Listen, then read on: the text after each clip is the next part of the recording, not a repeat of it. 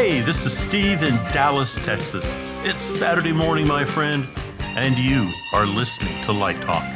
Good morning. This is Ellen in tropical St. Bart, and today we welcome Executive Vice President of Design for the Lighting Design Group, Dennis Size. And this is Stan in chilly Gainesville, Florida, and today we will be discussing the Olympics and the Super Bowl and broadcast lighting techniques from our resident expert. And this is David coming to you from the beautiful Stevenson Ranch neighborhood of Valencia, California. That's right. California Institute of the Arts is right across the street. And if you don't already know, you are listening to Light Talk, and we are the Lumen Brothers and Sister. Well, welcome everyone to episode 255. Wow, man, what a week this has been. First, we have the amazing Olympic opening ceremonies, which we covered at last week's show. Then we had the Olympics for 2 weeks, and we had the Super Bowl on Sunday, and now we have Emmy Award-winning lighting designer Dennis Size from the Lighting Design Group on the show to tell us how he survived it all. So Dennis, welcome to Light Talk. Oh, thank you very, very much. This is such a thrill. I mean, people ask me, hey, what was your favorite show? What do you enjoy doing? Who was the best person you ever worked with? All of these things. And in almost 50 years of doing this, I can now say the high point of my life was Light Talk. Oh, my God. This is a statement. Yes, even better than Sammy Davis Jr. Oh, my God. You know, it's funny. I'm not a podcast person. I never listened to podcasts.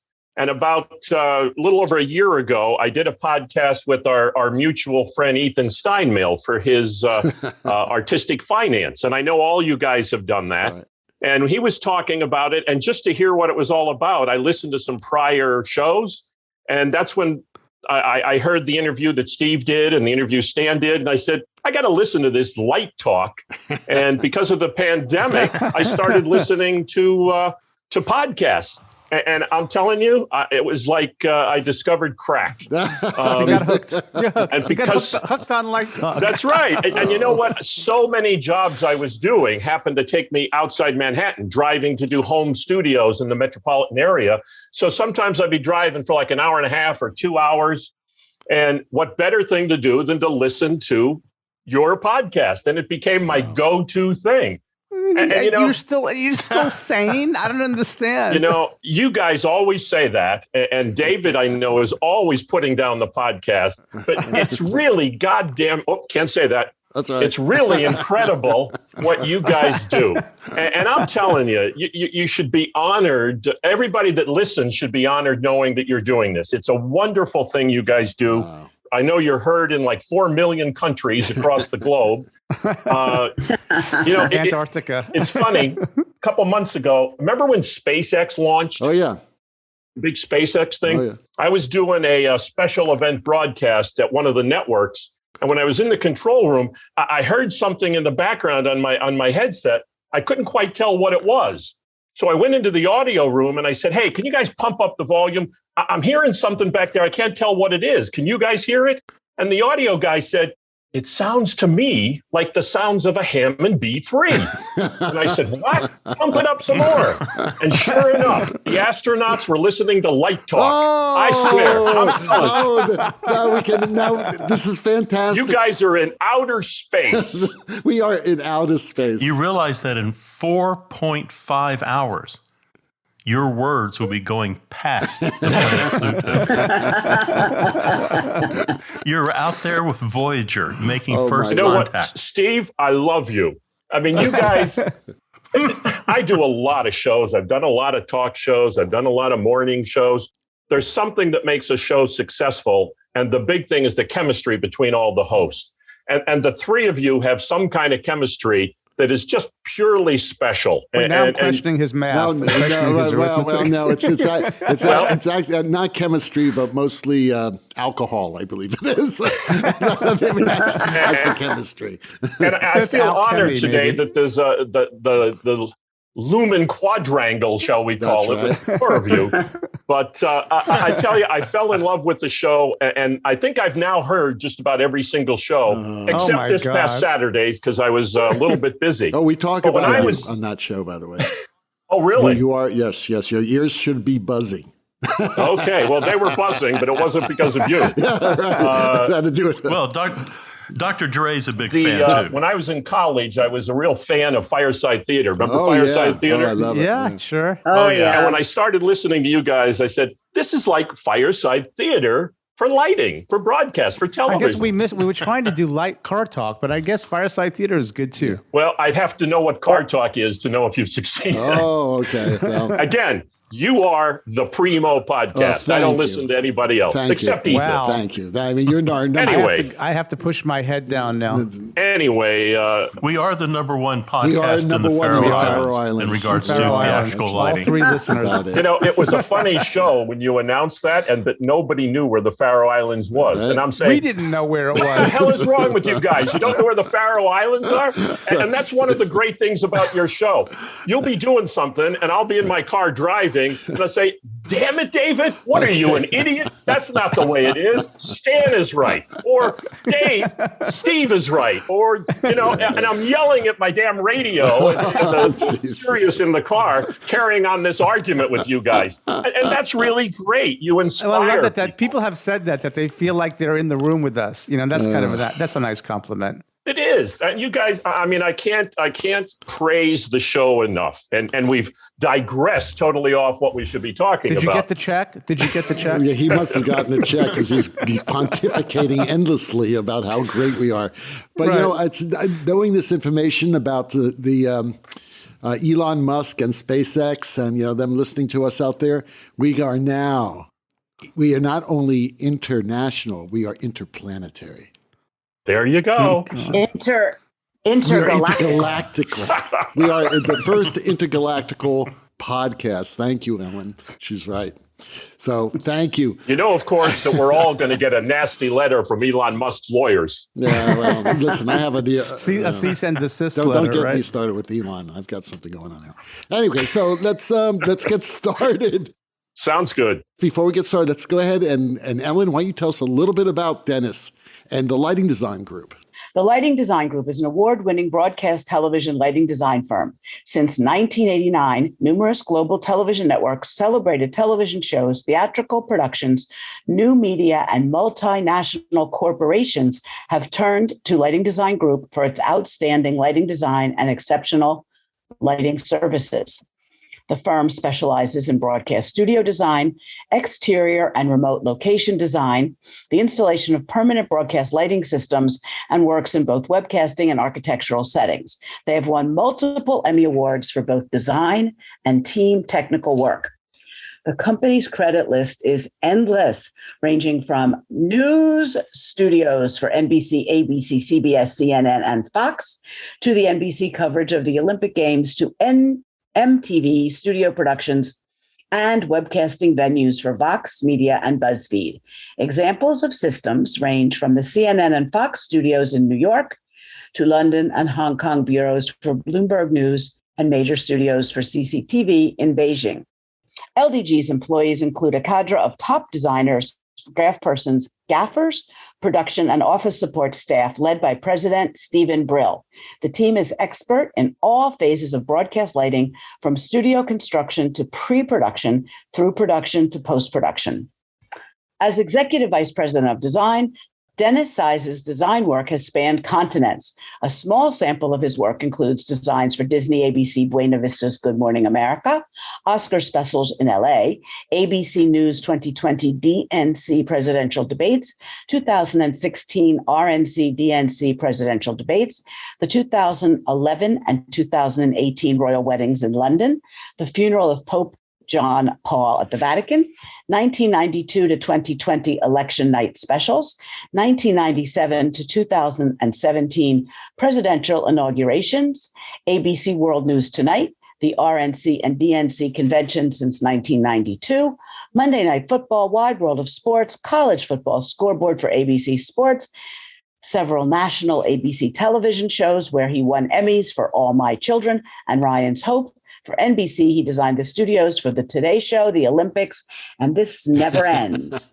Let's just say he has also designed for PBS, MSNBC, TV Guide Channel, Voice of America, American Enterprise Institute, the Council of Foreign Relations, WNET, CNN, Univision, Dick Clark Productions, Prospect Park, Fox News Channel, Fox Business Network, Fox Sports, Paramount Television, Telepictures, Oxygen Network, Nickelodeon, Lifetime, White House Briefing Room, CNN Sports, and the Republic of South Sudan. I wonder if we have any listeners over there. We do. We have 4 in Sudan. Are they still alive? Yes, they're alive. What this leaves out is the most recent work that Dennis and the Lighting Design Group did for NBC's broadcasts of the Winter Olympics in Beijing and Super Bowl 56. So, Dennis, tell us about your most recent projects. What did you do designing for the Super Bowl and the broadcast stages for the Olympics in Beijing? Well, or at least an hour Is that ago. it? Is that it? Well, first of all, Is that this it? is the Only first, that's all? This is the first guest we've had who actually designed for the Pope. So please, a moment of silence. A moment of silence. Also, what, 2 royal weddings? My God, Dennis. 2 royal weddings. How was the food? You can't see my fingers, but it's 3. 3 royal weddings. Oh, my One God. of the very first One jobs ended I in had divorce. when I was on staff at ABC Network starting in 1979. And one of the very first jobs I had was in the news division, was the royal wedding of Charles and Diana in 1981. Wow. At that time, I was just a kid. I was babysitting the news studio where I think it was Peter Jennings may have been the moderator. And the only reason I remember it is years later, I went back to supervise all the broadcast lighting for ABC's coverage for the wedding of Harry and Meghan. And then several years later, for William and Kate. And then several years later for Harry and Meghan. And a friend of mine pointed out, said, do you know how many people can say they were involved with the coverage of 3 royal weddings? And it's really kind of funny because it's one of the great things about this business and how many different things you can do. I mean, I find that interesting, but I've also lit every single president since Ronald Reagan was president. And, It's your fault. It's funny when Ellen was reading that bio, and I think I might have dozed off. I'm not sure, but I'm sorry that I didn't really give you a bio. You had to kind of figure that out yourself. But when most people say, "What have you done?" or "What do you do?"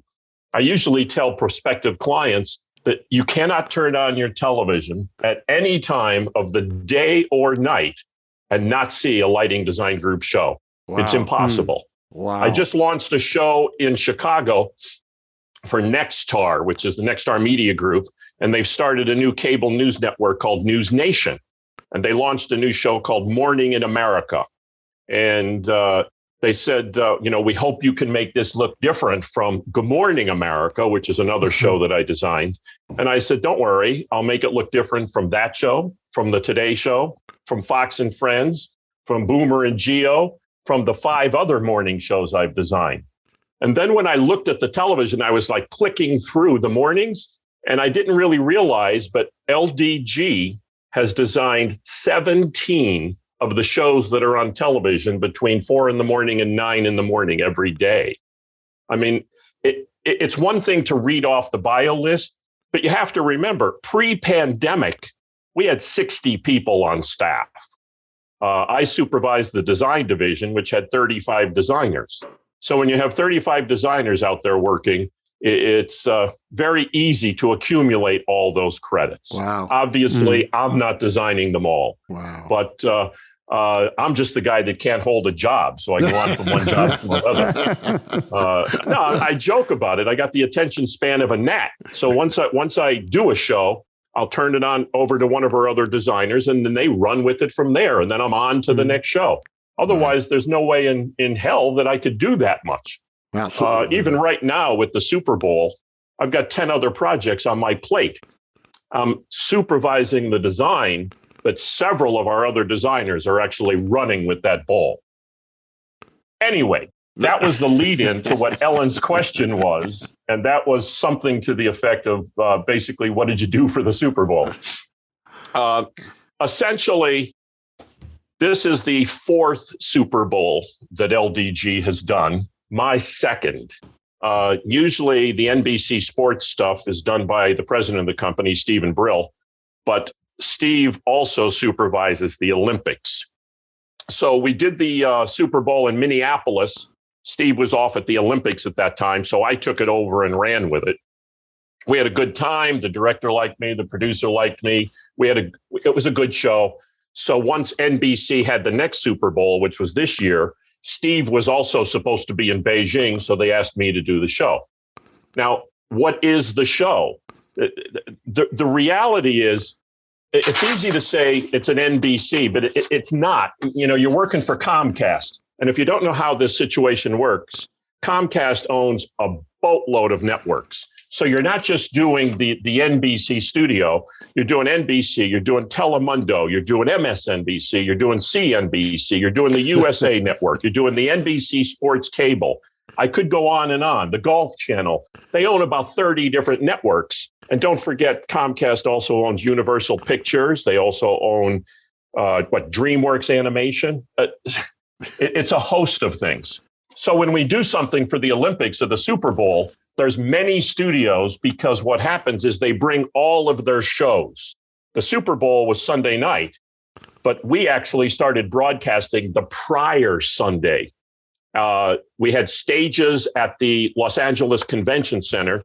One was at a thing called the NFL Experience, which, if you're unfamiliar with that, think theme park or World's Fair. Basically, the entire convention center was turned into a theme park for children and adults, where there were museum elements to it, like you could go and get a photo of your son or daughter with football players and mannequins wearing every single football outfit in the league. They also had Super Bowl rings. They also had full football fields where professional trainers would train you on how to throw a pass or how to tackle. It's really quite a spectacular thing. NBC covered that by having a stage there with the convention center in the background so you could see all this commotion and excitement. And they broadcast 3 shows from that stage every single day that aired on one of their brands. One of the shows was a show called Pro Football Talk. In the same complex at the Staples Center Convention Center was the Radio Row. And I sent my wife a photo of it, and she said, "What the hell is that? It looks like an immigration center." And that's kind of what it looks like. It's just hundreds of tables. And at those tables, there's people doing podcasts, radio shows, writing newspaper articles, that sort of thing. But NBC also chose to do shows there for Telemundo, CNBC, and I think NBC Sports. And we put a stage up there. Essentially, it's a little broadcast studio stage, but the whole background of the room shows the commotion and the excitement of everything that's going on there. There were other stages, such as at the Santa Monica Pier, at the very end of the pier, which goes out, I don't know, maybe half a mile out into the ocean. They broadcast from 9 a.m. through about 2 in the afternoon on the day before the Super Bowl and game day. And they had anchors there just to get a flavor of Los Angeles, get fun, get some commotion. Some of the other stages were around SoFi Stadium. On the lake outside SoFi Stadium, we had 2 major stages. One was the stage for the pre-game broadcast that was used specifically from 9 a.m. to kickoff at 1:30 Pacific Coast time.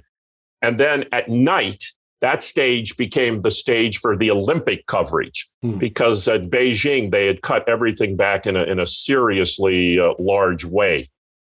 A year ago, when we were planning the Olympics, we had 40 people going to Beijing.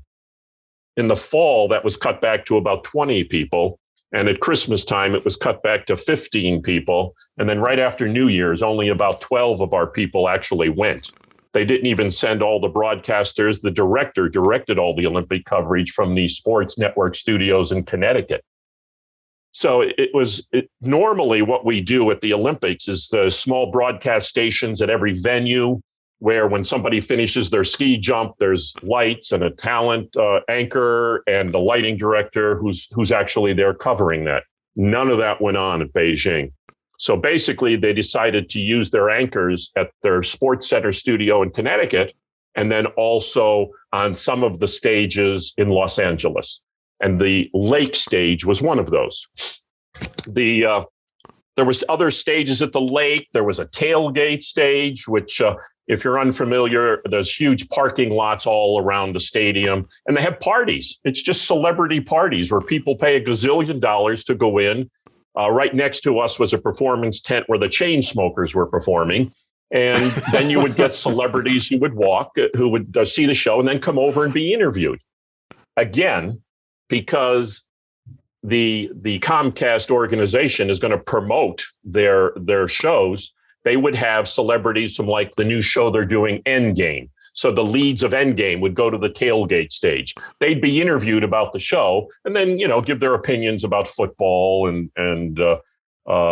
who's going to win. I don't know. There's something weird about using the tailgate name for like this commercial thing because, tailgating historically in football is when families arrive 2-3 hours early to the stadium and they all maybe they'll put up a barbecue and they'll cook up some burgers and things like that and get drunk and all that. Now you're talking about they had like events that you had to pay to get into. Yep. Yeah, you had to pay major bucks. I mean, come on, let's face it. You saw what the ticket prices were to actually see the Super Bowl. It was insane. Yeah. I mean, we had one of our lighting positions, and one of my lighting directors was sitting in a seat on the sidelines that next to him, where his station, his broadcast monitor, his routing switcher was, next to him, the people sitting there paid $45,000 a seat. My God. I mean, really? Are you kidding me? The game was good. It wasn't that good, but it was good. But anyway, what we were doing, and there was about, I think we had 13 stages scattered all around Los Angeles to basically promote Los Angeles, to show off NBC's various shows, and to just do some fun coverage throughout the week. On the day of, I actually had a lighting director and gaffer that traveled all around Los Angeles to 5 different locations. They would go to Muscle Beach, Venice Beach. They went to the Coliseum. They went to Universal Studios. And basically, it was Dale Earnhardt Jr. and Rutledge Wood, the analyst. And they just tooled around in a blue sports coupe. And behind them was my LD and gaffer in a little grip truck. They would light it live when they got to the locations. And actually in the grip truck was a camera that showed the car in front of them as a follow car. And they did that in 5 or 6 locations just for fun, And then when they went to Universal Studios, they did it at the Jurassic Park pavilion that's there. And they interviewed Jeff Goldblum, who is part of the new movie that Universal's going to be releasing that just happens to be owned by Comcast. Oh, man. So, I mean, it's all one big tie-in. Yeah. In reality, money, really, when you think about there's 3 events that go on. There's this thing called a football game. All right. And we do Sunday night football for NBC. We do that every Sunday. One of our lighting directors travels every week. Wherever the game is, he sets up the field reporter stand-up positions and the booth, where you have Al Michaels and Chris Collingsworth. And then there's a little video wall behind him that he sets up. That's his job every week for 30 weeks, however long the season is. That is number 1 for the Super Bowl. And that LD comes and does that. But then number 2 is the pregame, postgame coverage, of which it's something like 6 hours live on game day. And that's where all of these stages are employed. And then there's all sorts of additional things that happen at the last minute.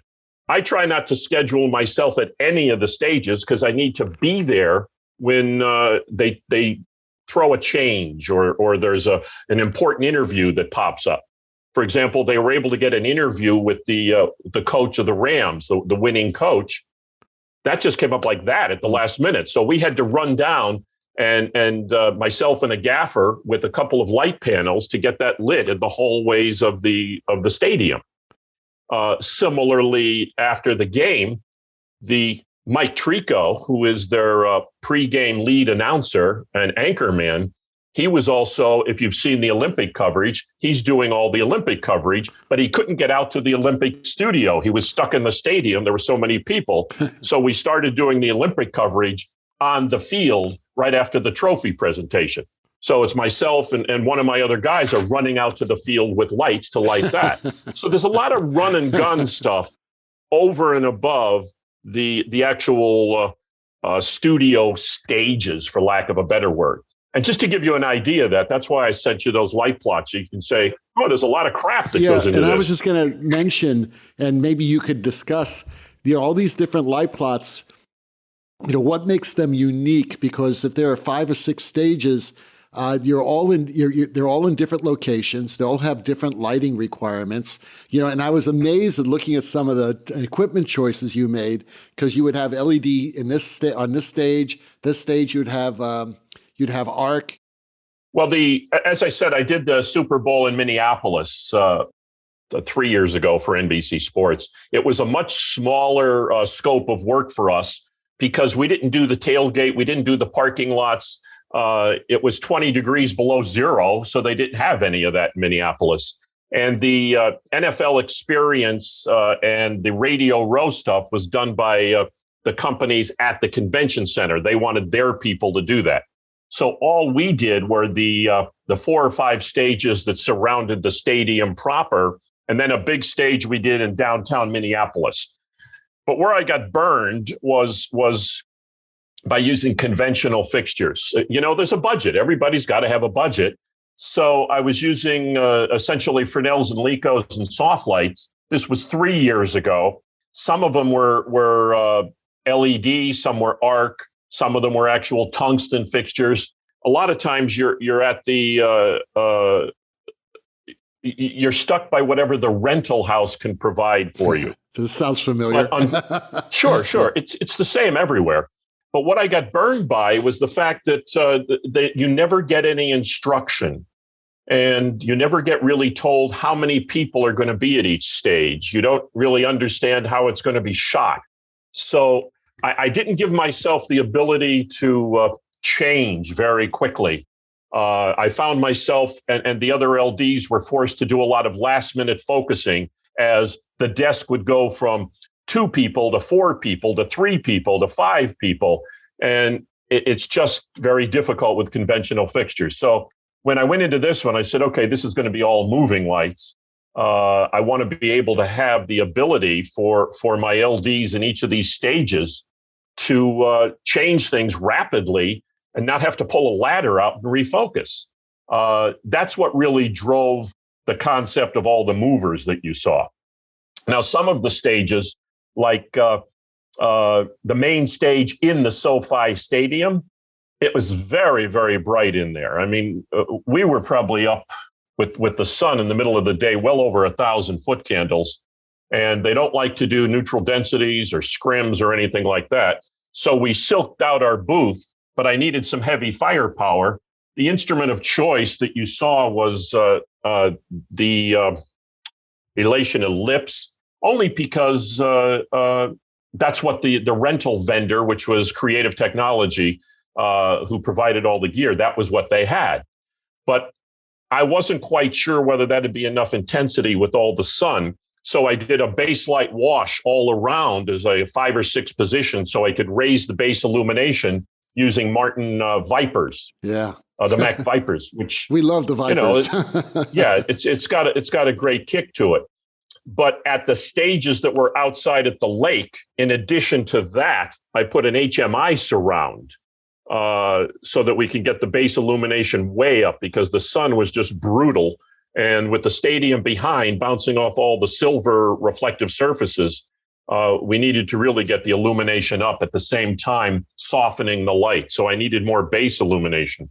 That's why some of those plots have HMI surrounds. Some have moving light surrounds listed as base light, but they all have key lights that are some form of moving light, with the exception of the convention center, which was a rather small setup. And we just did it with straight Ellipse Licos, I think we used.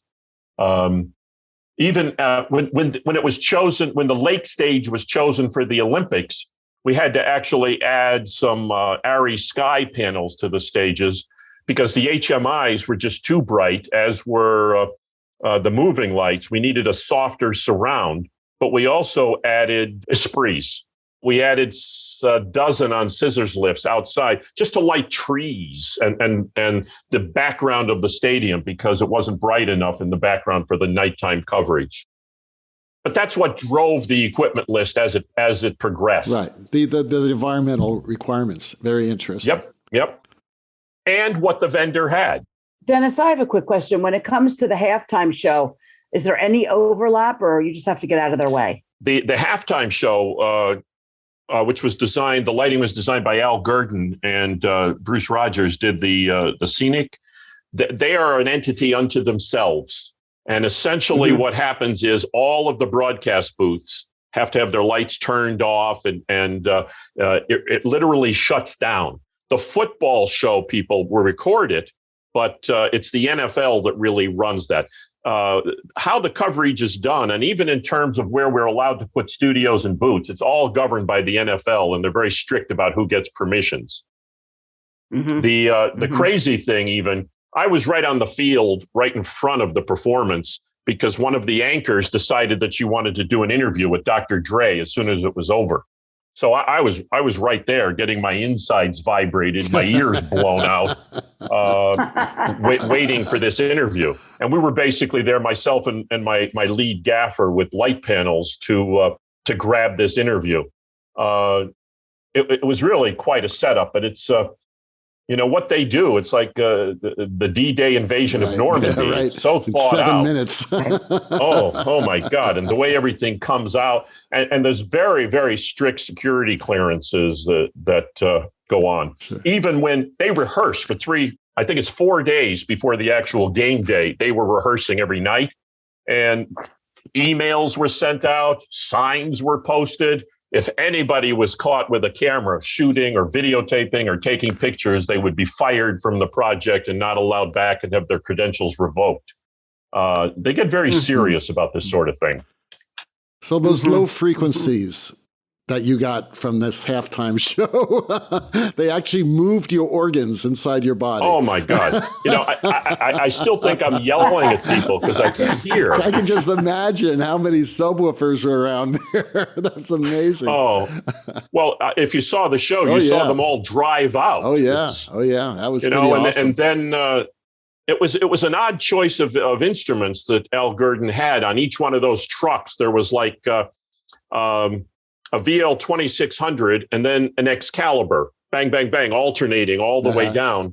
And then they had those blasters that were facing it. Right. And then they had a whole rim of moving lights around the arena, along with, God, there must have been 14, maybe a dozen gladiator follow spots. Wow. But it was just very strangely done because it was all facing one direction. Of course. The whole thing faced west. If you were sitting on the east side of the stadium, you didn't see shit. Right. Well, it was sort of like the Olympic opening ceremonies. I mean, it was same all kind of thing. It was all done for basically maybe 20% of that. Very few people who were there. It was done for television. I mean, let's be honest. You do this because 100 million people are watching it. That's why you're doing it. But you know what? I've done a lot of shows that are live shows and broadcast. You still have a certain debt to pay to the people in the live audience, especially when the people are paying $10,000 a seat. Well, those are the cheap seats, though. You're paying, you're showing the people in the $45,000 seats the full show, and you do have the jumbotron up there. Let me ask you a question, backing way up, back to the Olympics and your presence at the Olympics and how you have the director, I think you said, in Connecticut. Do you think this is the future? That 100%. Okay. I know that you guys wanted to talk about the future, and that was a note that I had made to talk about later on, but that's definitely where it was going. I talked about this at a master class I did about 2-3 years ago, and about the eventual fall of broadcasting as we know it. And the pandemic has accelerated that to the nth degree. And it has shown the world and the people that we work for, the broadcast clients that we work for, just how little they can do to still get an end product that people will watch. And that's a bit of a shame, frankly, because quality control seems to be going out the window. I mean, even the fact that, I was lighting locker rooms with light panels, and there would have been a time where at the network level, we would have a team of people in there with actual lights that we'd hang from the ceiling, and it'd be done almost like a studio. Now everything is run and gun. Yeah. But that's the zeitgeist too, you know? I mean, I think the new generations are coming up, they want it rough. Yeah, and I think it's kind of exciting in a way. It makes our job a little more chaotic, but kind of exciting because we're adjusting. We have the tools to do it. I sort of have a technical question for you because you talked about these heavy-duty lights and dealing with the sun. And I just did this master class that Alan Edelman did. And one of the takeaways, and I'm in the middle of the book, that Jeff Ravitz wrote with Jim Moody. And I'm just curious, like the relationship between that live audience and the camera and the use of the camera aperture and settings and trying not to change that and using the lighting to compensate different moments. So I'm curious, that was my one takeaway so far from that conversation was we really want to keep the aperture the same. What f-stop is the camera at? And in your world, in a situation like the Olympics where we had the dealing with the sun, did the camera stay and did you adapt? And because of course the sun is dynamic. So I wonder if you could maybe give our listeners a sense of what that relationship is between camera, light, aperture, and changing conditions. The biggest, your best friend on any show that's done for broadcast television is going to be the video shader, the person who's actually balancing the cameras and adjusting the electronic f-stops, adjusting chroma, the knees, everything that you can do to make people look better on camera. Billy Steinberg, who was the chief shader, had several shaders working underneath him. Billy does big award shows like the Oscars and the Grammys, and he's a known figure in Hollywood. But he stayed in constant communication with me and the LDs who were in charge at each particular stage.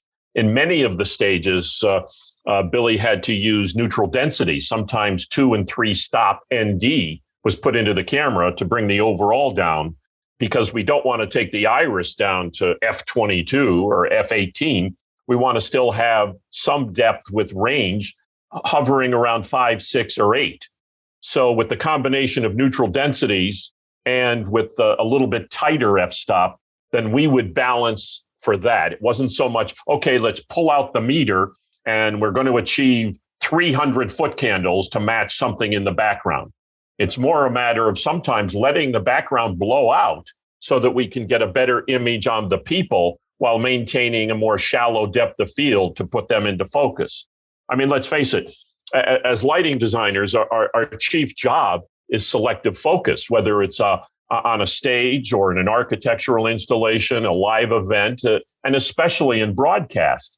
But in broadcast, that particular focus is achieved more with the camera than it is with the actual lighting. So it's important. And even when I'm doing talk shows or news shows, I always try and keep the camera as wide open as possible because nobody's tuning into the view to see the background. They're tuning in to see Whoopi Goldberg or one of the ladies in The View. That's just the way it works.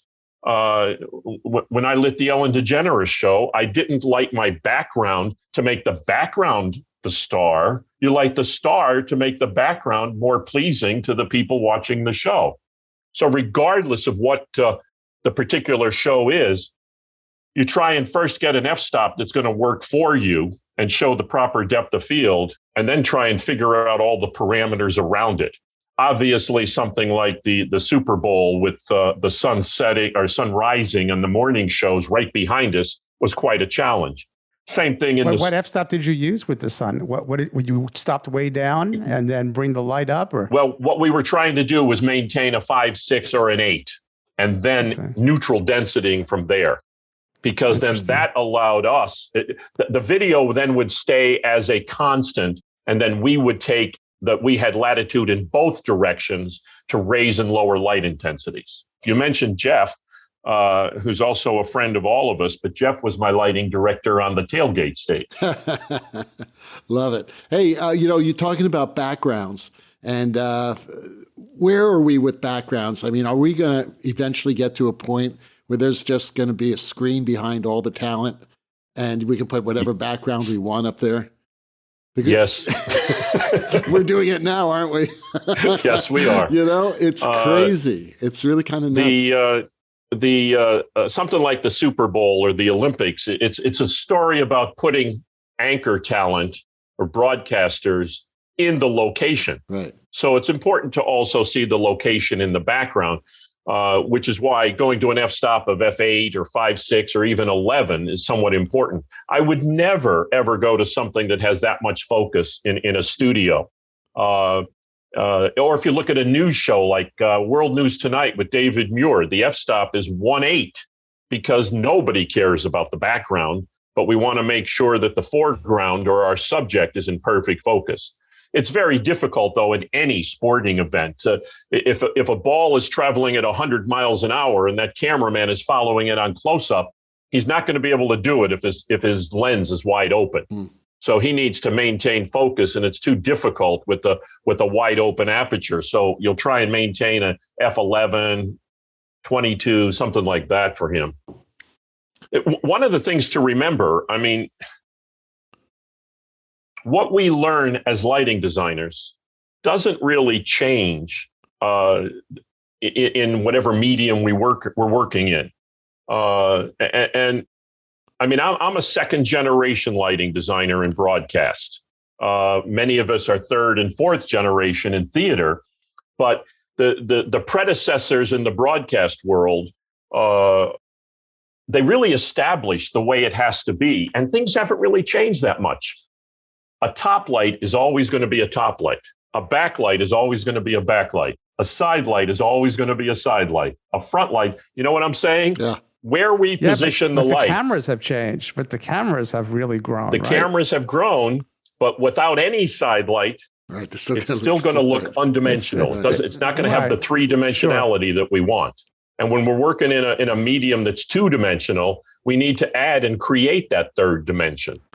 Absolutely. But what's striking me as fascinating as a guy who grew up with film is, I think it was Alan was saying that they could do a handheld camera under a candle, under literally 1 foot candle, and the actors could be moving, and it's not noisy and it's not blurred, and the sensor can handle that, and that just blows me away. Yep, which is why our jobs are going to be changing at such a drastic pace but you still need that one candle. Sure. I will relate something that happened to me at the Super Bowl. After the Super Bowl, the anchor, as I mentioned, couldn't get out to the Olympic stage to begin the show. So I hear on my headset, we're going to keep Mike Tirico in the arena. He'll find a place to stand. We need to get him lit. So I'm on the field with a light panel. I have a gaffer. I say, okay, come on out. Let's get this. Let's figure it all out. Steadicam goes running out to the field. We find something that's a pleasing background. He's going to go on the air. Now, there's nobody else. It's just the three of us on the field for NBC's Olympics.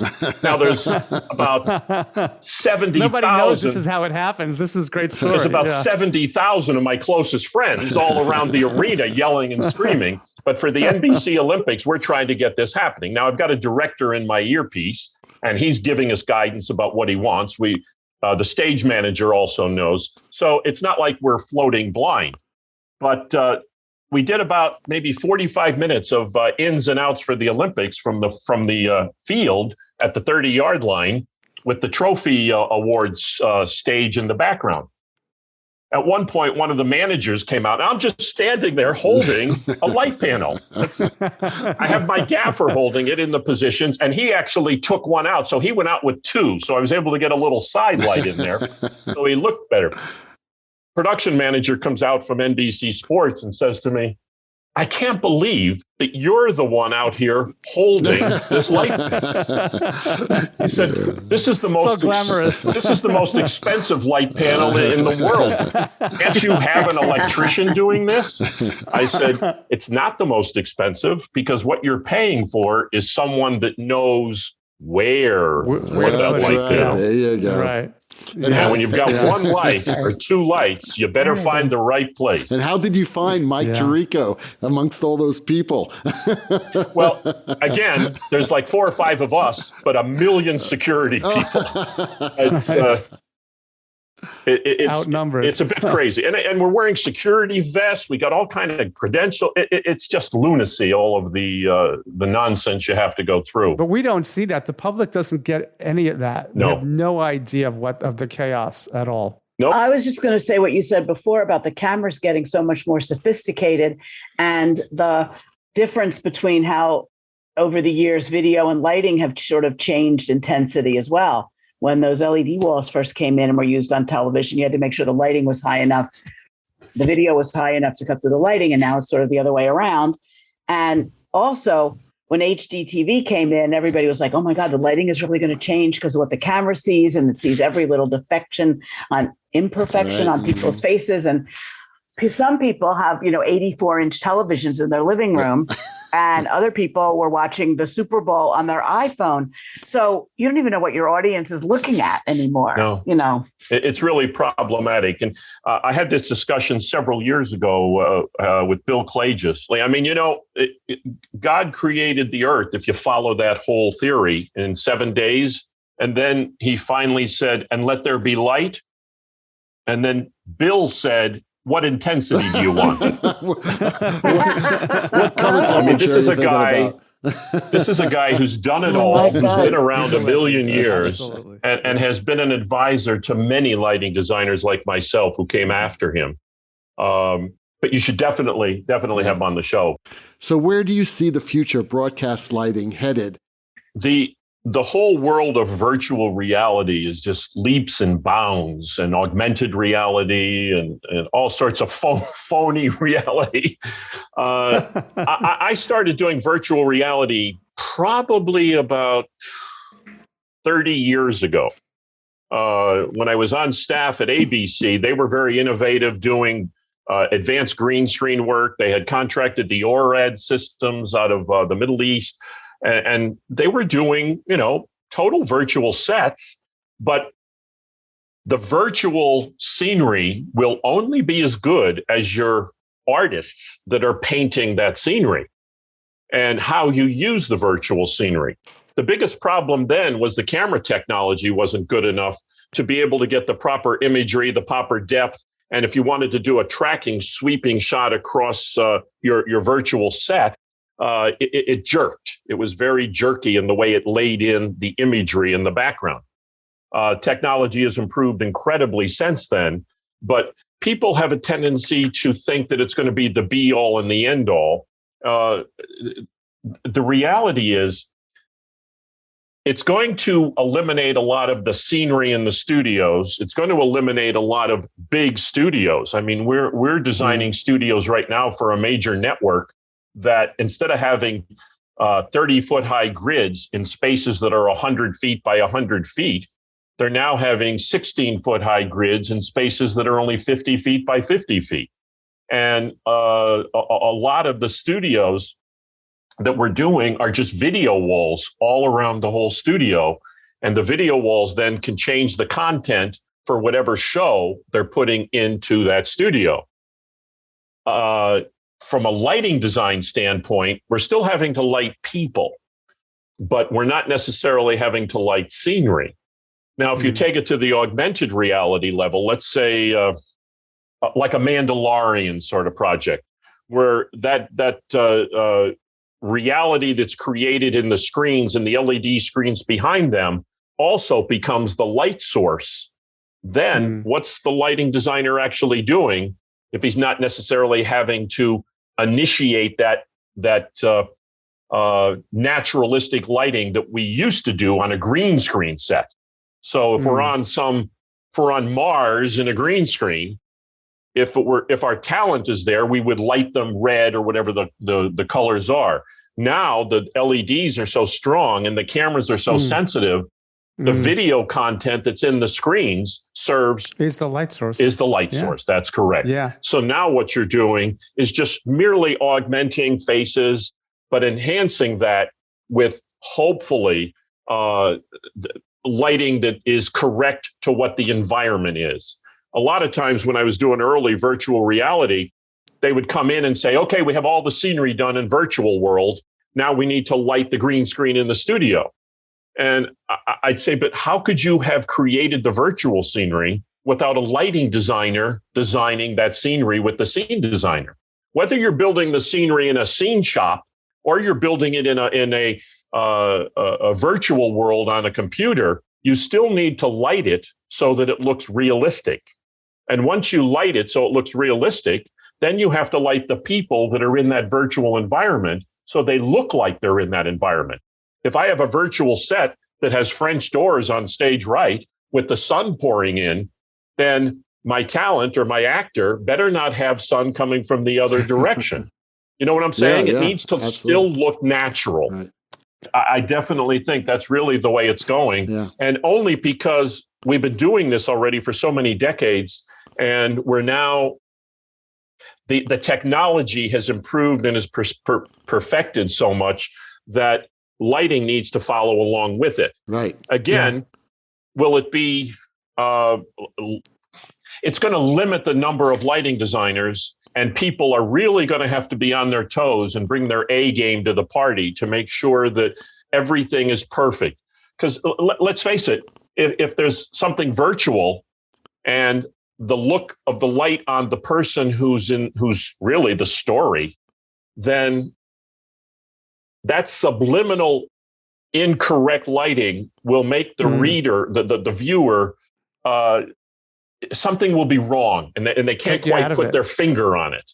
Yeah, it'll take you out of it. And that's what's really important. And it's a very difficult task. And to that end, students who are studying lighting need to really study their study of light, shadow, all the functions and qualities, and even fine art needs to be really enhanced so that they can visualize in their head what things need to be, because it's not going to be there in the studio when they walk into the studio.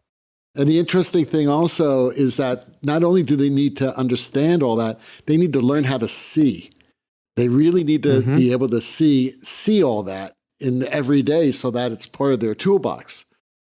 I'm not seeing that anymore. I mean, I interview a lot of, in the last 2 years, we haven't hired that many new people, but I used to interview young designers all the time, and every year we'd hire a new designer right out of school. And I would routinely troll the design shows like the Hemsleys or the portfolio show that Steve does in New York or used to do in New York, and meet new talent.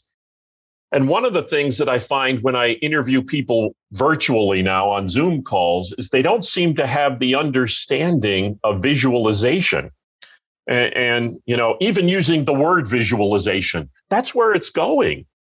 They need to start learning things that we were not trained at. We weren't trained in graphics. We weren't trained in visualization. You are absolutely right. So many students think, oh, yeah, I know what that looks like. Okay, yeah. But do you really know what it looks like? And do you know what it feels like? I mean, that really is the key. You're right. There are going to be fewer lighting designers, but they're going to have to be really, really good. And I don't know if we're set up right now educationally to train people like that. It's interesting. Even if you look behind me, this is my office in my house. You're old school. Old school. A parallel rule. Old school. I mean, I understand Vectorworks. I understand AutoCAD. I don't do it. I have people that do it for me.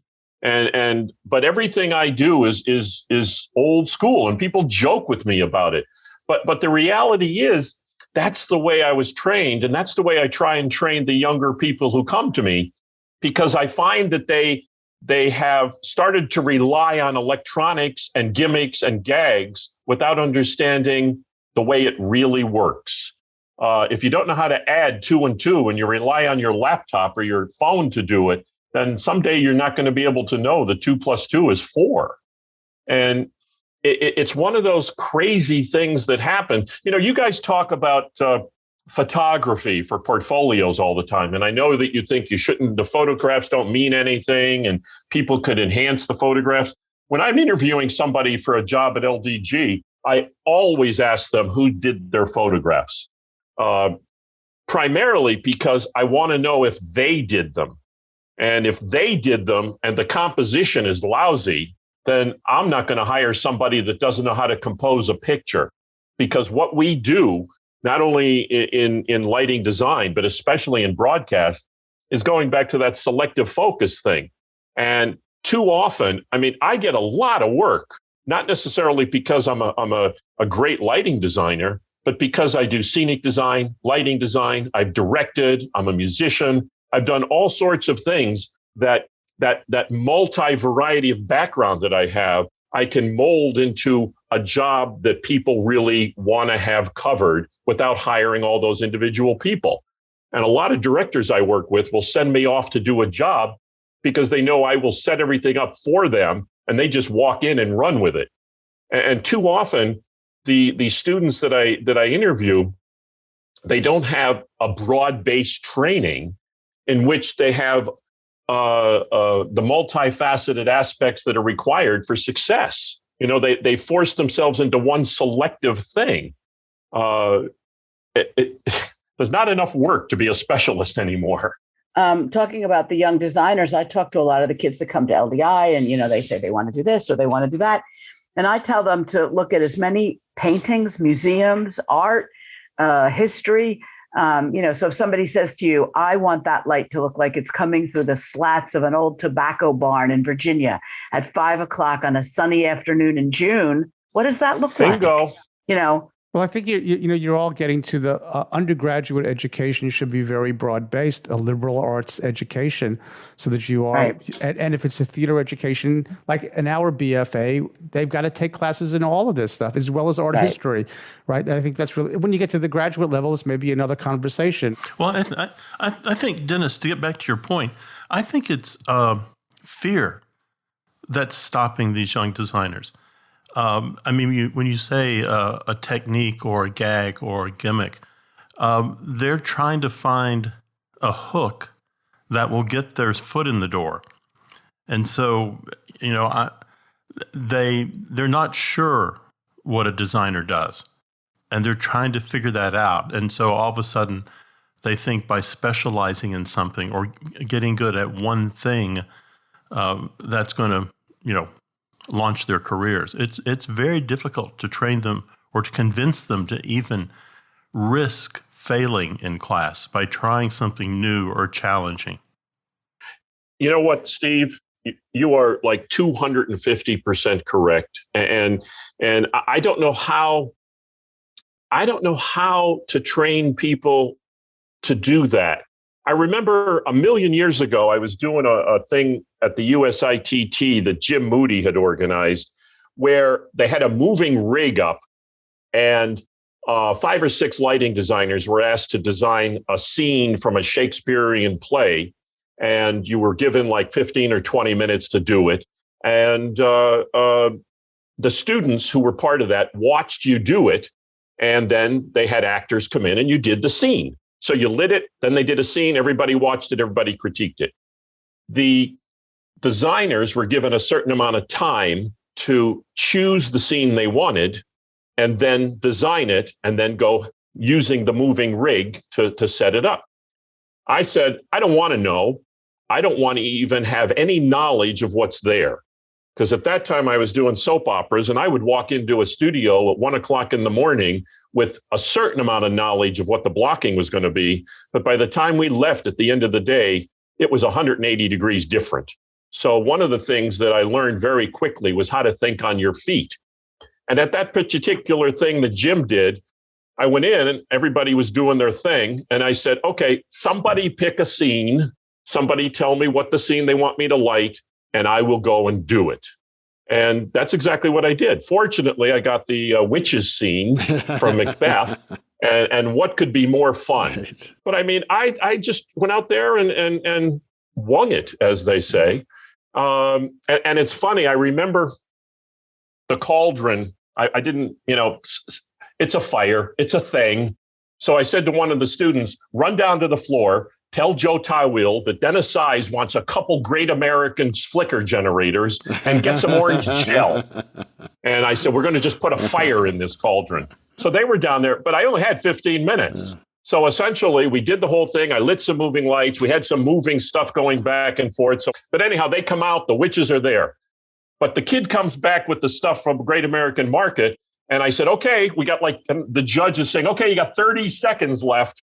So I took all this shit that he brought up. I threw it in the cauldron. We plugged it in and the lights were flickering. It was the best gimmick you could have done. The witches played the whole scene with all this flickering light and then moving clouds.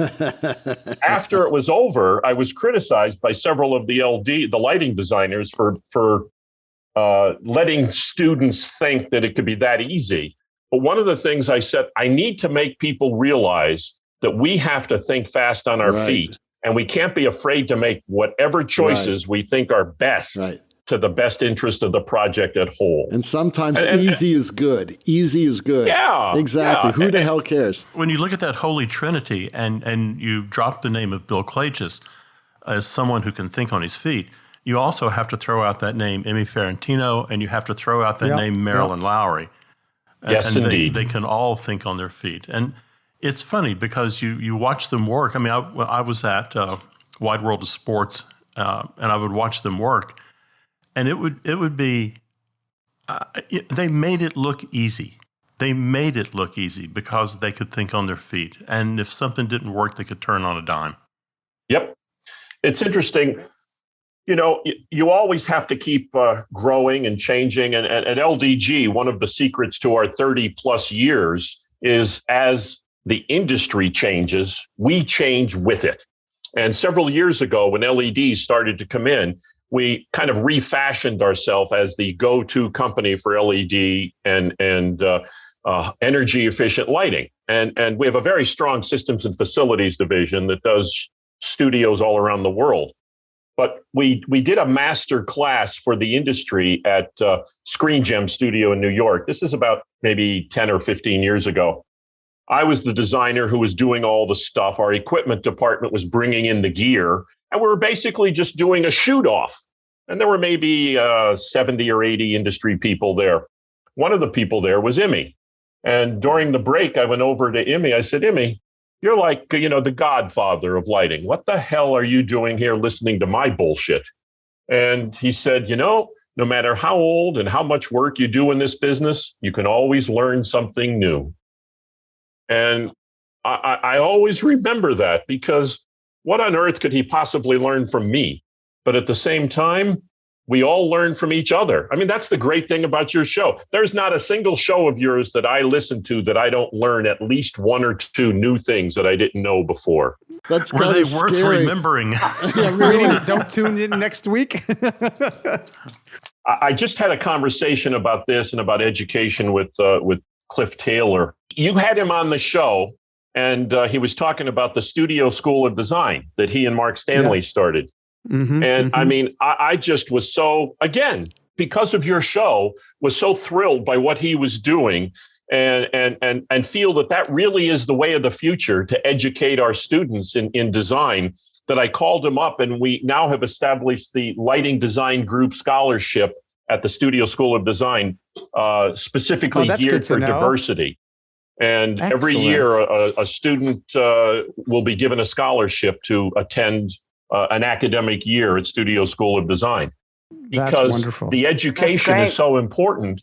And what he's doing, what he and Mark are doing, and all of the designers and instructors that are working with them, I think will train our students better than the more rigid training and discipline training that they get at the university level. And I don't mean to denigrate what you guys are doing.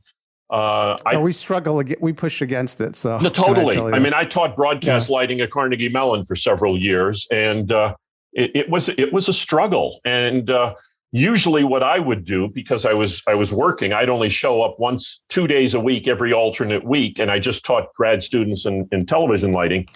But I would take those students to New York for a couple of weeks on their own, and it's a grad level class. So you're talking 3 or 4 people max.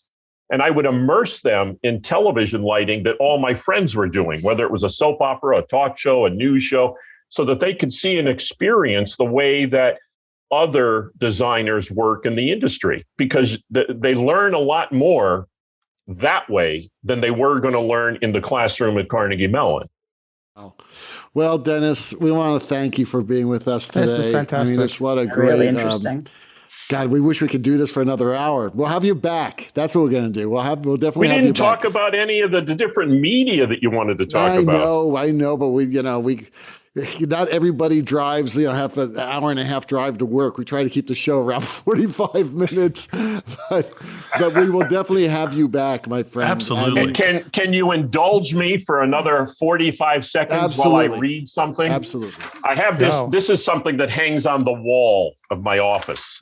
And it has a special meaning to me because much like yourself, David, I was in the time of your life when I was in college. Oh, my God. Wait, how do you know I was in the time of your life? That's nuts. Hey, I memorized every single show that you've had.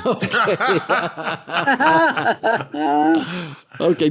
No, it just kind of stuck out because you had talked about it once. Right. And you played Wesley, the piano player. Absolutely, yeah. As did I in college. Unbelievable. And then I was a dancer. I started out as a dancer when I was a kid, but the director wanted me to then play the dancer. So I had to teach the guy he hired as Wesley how to play the piano. And then I played, anyway, that's immaterial to the thing. But if you remember, at the end of the time of your life, William Saroyan, 1939 Broadway show, had an epigraph. Would that be the right word? I think it's epilogue, whatever. Yeah, right. But anyway, it has meant something to me for 50 years to the point that I have it hanging in my office. I'd just like to read it for all the students that you have. In the time of your life, live, so that in that good time there shall be no ugliness or death for yourself or for any life your life touches. Seek goodness everywhere. When it is found, bring it out of its hiding place and let it be free and unashamed. Discover in all things that which shines and is beyond corruption. Encourage virtue in whatever heart it may have been driven into secrecy and sorrow by the shame and terror of the world. Ignore the obvious, for it is unworthy of the clear eye and the kindly heart. Be the inferior of no man, or of any man be superior. Remember that every man is a variation of yourself. No man's guilt is not yours, nor is any man's innocence a thing apart. In the time of your life, live, so that in that wondrous time you shall not add to the misery and sorrow of the world, but you shall smile to the infinite delight and mystery of it. And for 50 years, I read that almost every day. That's beautiful. Wow. Of course, Saroyan wrote that because World War II was impending, and there was a lot of premonition about Nazis and the Jewish Holocaust and whatnot. But it certainly applies at this time that we're living in today. It does. Yeah, it does. And thank you for giving me that extra minute to read beautiful. That's beautiful. And I remember hearing that. It's important to say every night on the show, at the end of the show, just listening to that. And it's a message that we all need. Important to put those words in everyone's ears. Well, first of all, thanks a lot, Dennis, for coming. Hey, one more question. Sure, what's that? Go ahead, buddy. At the end of the theme song, somebody says, nice. Yes. Who is that? Oh, that was actually me. Was it? That was you? That's me, okay. It didn't sound like any of you, so I was wondering who was. Actually, my nephew. It was like an old Beatles thing. Yeah, well, it was weird. It did happen. It was actually, it was originally my nephew, and I said it in the background. So I guess it's both of us, really. So we once had a baby singing on our damn theme song. Oh, did you hear that one with the baby? That was great. We got to put that back in. But anyway, thank you again, Dennis. We're definitely going to have you back. And the next time you're in LA, please give me a call. All right? Will do. I might be out for the Oscar post show. I'm not sure yet. Excellent. Well, I'll take you to an even better restaurant than we went to. Okay. My treat. Okay, you got it. Well, the rocking sounds of the Luminoids tells us that once again you've spent another morning listening to Light Talk. You can hear our show on Spotify, iTunes, Google, YouTube, livedesignonline.com, Amazon Prime Music, and just about every podcast site out there. Check out our website on lighttalk.org and be sure to follow us on Facebook and subscribe to the podcast. That way you will not miss a second of Light Talk insanity. No guarantee is offered regarding the accuracy of any statements or opinions made on this podcast. However, if you do decide to litigate, the law firm of Flecht, Flocked, Flair, and Glare and their paralegal Snoot will defend us until our retirement funds are depleted. Light Talk is written and produced by the Lumen Brothers and Sister, coming to you from Valencia, California, New York City, Gainesville, Florida, beautiful St. Bart's, and the Republic of Texas. And be sure to join us next week where we chat about more useless things and explore the crazy shenanigans in our industry. This was useful. Light Talk, broadcasting questionable Lumen knowledge and humor around the world. So once again, we'd like to thank our friend Dennis Size for joining us today. And we'll see you all next Saturday morning. Bye-bye from Light Talk. Toodles. Bye-bye. Bye-bye. Thanks, Dennis. This was great. You're welcome.